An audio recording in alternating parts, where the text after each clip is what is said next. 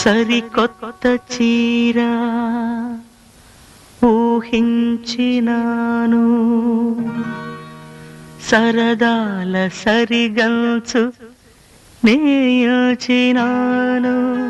మనసు మమత పడుగు పేక చీరలో చిత్రించినాను.